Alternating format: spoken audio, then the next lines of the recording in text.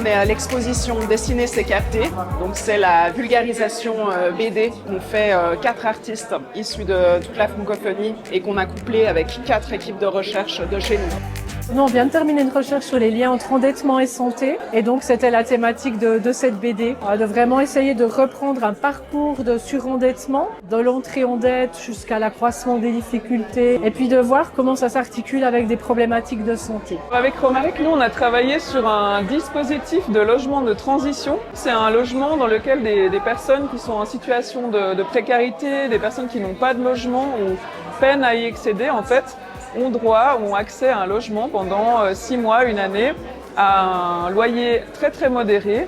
Le sujet de notre recherche portait sur les référentes sociales en habitat pour personnes âgées. C'est un métier qui est complètement nouveau, un métier qui émerge avec des nouvelles structures d'habitat et puis qui n'est à l'heure actuelle que peu balisé, réglementé et qui pose plein de questions. J'ai travaillé avec Maëlle sur la question de la contribution d'assistance qui crée un parrain-employeur que Wouter a magnifiquement réussi à transposer avec un dessin qui nous a ravis et avec une aisance à comprendre le contexte suisse qui nous a vraiment bluffés, d'autant plus que nous, on était très intimidés à entrer dans le monde de la BD, mais il a su nous mettre à l'aise et il a su comprendre l'enjeu de notre recherche. On a l'habitude, nous, de travailler à travers des publications, essentiellement en donnant des conférences, avec une tonalité plutôt scientifique, généralement.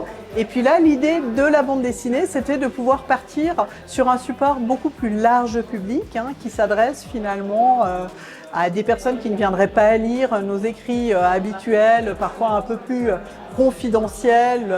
Je pense que ça nous permet d'atteindre un public différent parce que très honnêtement, peu de personnes lisent les articles scientifiques, tandis que dans ce cadre-là, effectivement, on peut venir comme ici, présenter ce travail et qui peut être lu finalement sans avoir l'intention d'en prendre connaissance. Et c'est vrai que là, ce format-là, il permet de dépasser un peu toutes ces barrières qui parfois nous rendent peu accessibles, nous, les chercheurs, les recherches et puis nos textes, quoi. Ça peut leur donner envie de creuser sur ce sujet, mais surtout, ça permet probablement qu'ils aient davantage de compréhension pour des personnes qui sont confrontées à cette problématique.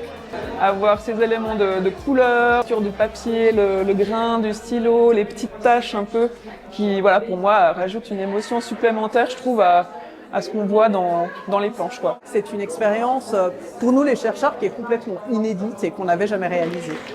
Alors on est ravis d'avoir collaboré avec BDphil parce que ça nous a vraiment permis d'avoir des artistes de qualité, confirmés, qui savent comment faire de la vulgarisation, puis qui amènent leurs pattes, leurs touches et leurs émotions. C'était magique.